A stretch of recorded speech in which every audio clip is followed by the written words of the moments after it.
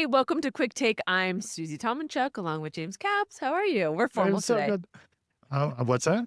We're formal. I'm Miss Oh, did you Mr. say my and last Miss. Yeah, name? I Yep, said your last name. Mr. James Caps to you for the next 30 All seconds. Yeah, right, it's JC. Mr. Only. That's right. So as you know, I used to have a boss that we both know, and I remember when she came into the organization kind of did their things a certain way, and we all kind of had been there a long time. And I remember she came in really hot around wanting to really change the world and make all this, and we're going to do all this great stuff. And so she, from the very beginning, like ran in and was like, "This is what we're going to do," and da da da. And I remember very specifically, like 6 months in, I remember her kind of humbly, and she wasn't very humble very often, said, like, "Oh, now I understand why that's done this way." Like she had missed the context of Right. the reason why, even though it was not done Hmm. exactly the right way, there was a reason why. Right. She made some good changes, but she, like, colored the world with one brush of, "We're gonna change everything." Yeah, I think it's pretty common that, people come in and they have that kind of attitude and they really think that they're going to be able to, change the world, but don't know exactly what to do. But they guns a blazing, and then at the end of the day, burns out a lot of executives. They have a Yeah. plan and it doesn't work, and it just I think that's a really interesting conversation point. It comes from this energy of you want to make an impact, you wanna help, you wanna come in and kind of let people know that you're going to make this positive change happen. So Right? it comes from a place of It does. really honest, like, energy, but from the inside, it Eh, feels like, "Slow down, what are you talking about? You don't understand. It's hard." There's, like, this different, like, worldview of right. it. And it's a lot of times misunderstood, but it comes from, it's not just senior It's not people. hubris. Oh, no, it's Yeah, not everybody for sure. yeah, I think, one of the things that we talk about a lot is this 90-day plan that I'm a big fan of, right? yeah. And I always talk about how you should, as whether it's a new job or a new role or anything, look at things with a very specific 90-day plan. And I recently read some research that after a 90-day plan, there's some very specific reasons that a lot of executives actually then fail.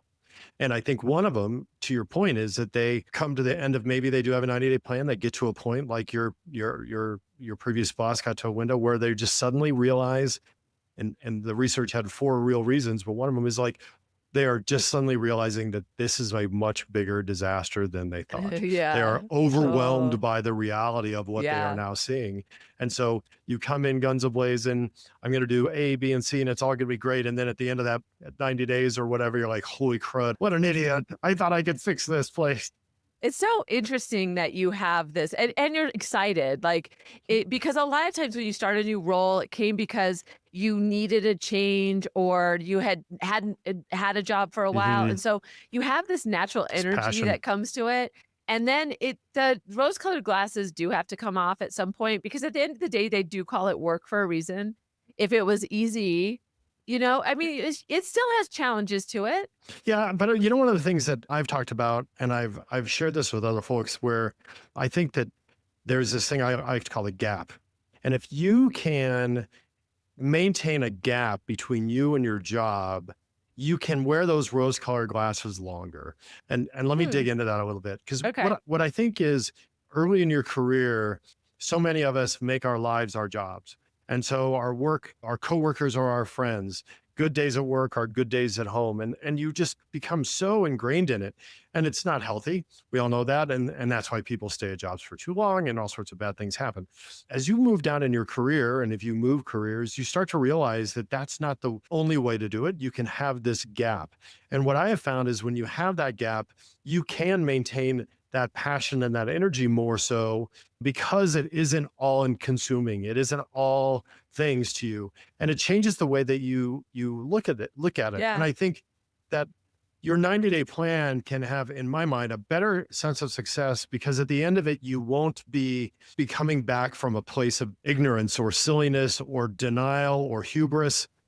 you're more objective through the entire time, I guess is my point. I can see that, and I think it comes with the reason it comes with experience is Yeah, sometimes when you're let go or things change and you get that dose of reality that it's like, that's "Oh, what it this is takes. business," Yeah. then you're like, "Oh, they don't really like me." You know, Mhm. somebody and it's so interesting, somebody was just recently let go that was talking to me, and she's like, "Wow, this was such a wake-up call for me because I thought they really cared about me." And I thought, "That's so interesting." Yeah.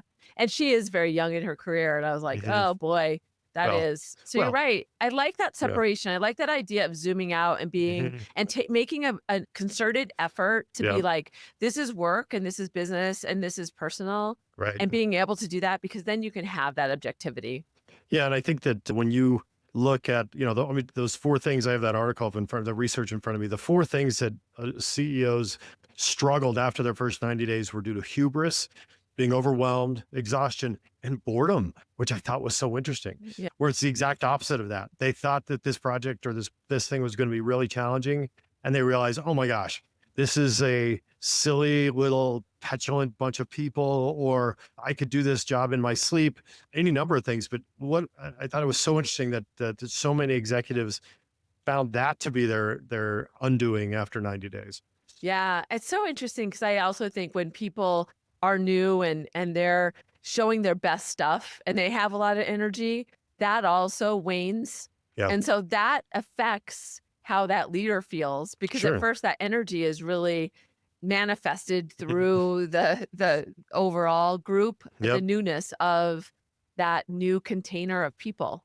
Yeah, I was working, talking to a new potential client today about a leader that they had to exit after a short period of time, and they were talking about the way that that leader was perceived early on, and then later on how it changed so radically.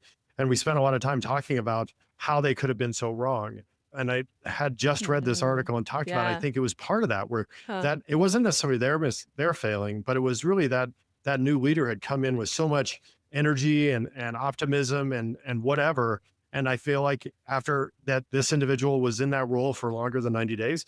And I feel like the newness had worn off. And after the 90 days, they started that individual behaved differently. And that's when the Yeah. wheels came off the wagon.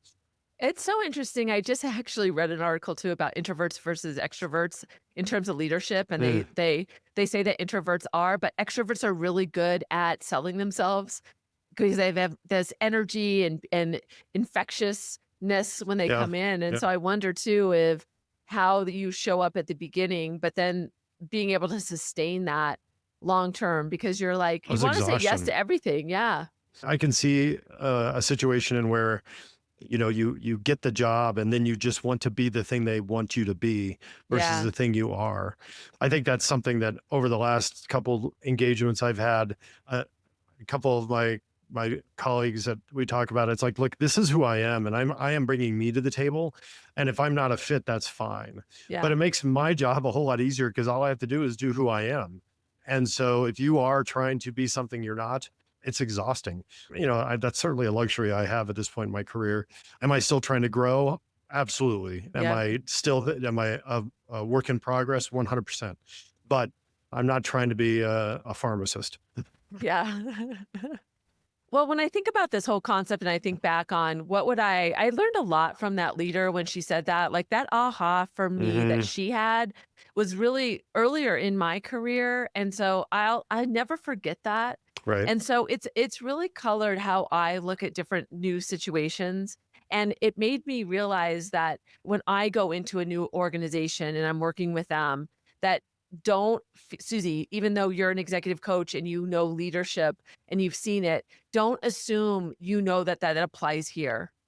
Or the thing that I also notice about myself is when I assume that people need this perspective, and sometimes I need to listen to them to be able to meet them where they are. Sure. And so I think the newness of going into if I was gonna give advice to an executive at that or anybody that's going into a new role, be aware of the fact that after this time period, it is going to go kind of in business as usual, and that might feel different to you as as a leader, like Mhm. the energy level or the newness, and you need to adjust to that and just Yeah, know that's gonna happen. It's an evolution of a role. sure.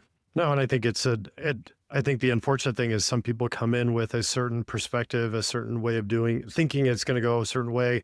And that's where I think they get to that point you're describing and they're exhausted. I've made this joke numerous times, I think, on the show where, my standard 30, 60, 90-day plan, my first 30 days is do nothing.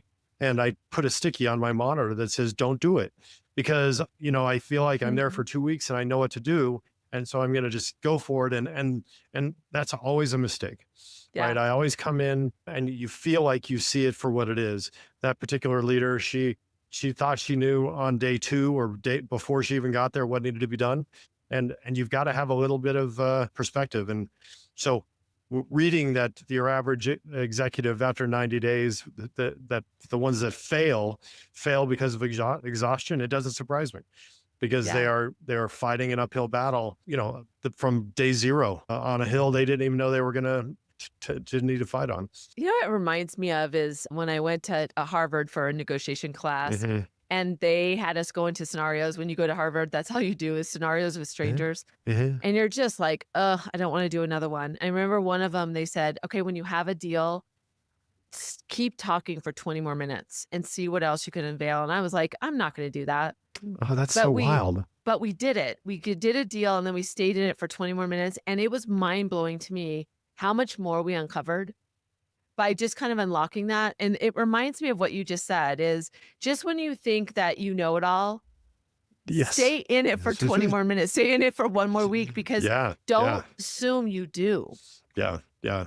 I think the thing that comes to mind is that we are pattern matching creatures, right? Yeah. And our brains are just pattern matchers. That's what we Yeah. look for. We look for patterns, and that's Yeah. how we respond. And newsflash, that's all AI is. It's pattern matching at What? light speed. But and so we find and we think we have matched the pattern, Yeah. right? So you're 2 weeks in, you're like, I've seen this movie. I know exactly how it ends. This guy is a lazy Yeah. SOB. She doesn't know what she's talking about. And if I do this, then I will win. And then that's not what's going on at all. Yeah. And so, yes, I love that, sit in it for another 20. That should be a t-shirt for all new executives. And we'll put no units on the 20, just whatever it is Yeah. for 20 more. But I think that's good advice. All right. So the things that you taught me today is the first one was have a separation between Yeah. your work and life. Like really think about those as two different things so you can zoom in and out. And that Yeah. allows you to be more objective. And then sit in it. Just when you think you know it all, that moment, Yeah. give yourself another 20 minutes, AKA another week. Any tip that you want to take out of it before we go? No, I think the key to this one is, remember that a lot of people fail after the 90 days or after that Yeah. initial period of time, that honeymoon period, and it is avoidable. I think you need to go in it with open eyes and know that many people fail and you don't have to be one of those failures. Think it through, use the skills that you have and be smart about it and realize that it's kind of like planning for a wedding. You get ready for the wedding and then you get married. Well, shoot, you didn't get ready for the rest of it, right? You spent Yeah, all the time on the wedding. That first 90 days is huge, but the next 4 years is just as important. And that's a absolutely. different battle altogether. Yep. Good one. Hey, we'd love to hear your comments. So make sure if this is something that you've learned a lesson through, we'd love to hear about it too. Absolutely. Thanks, James. Absolutely. Take care.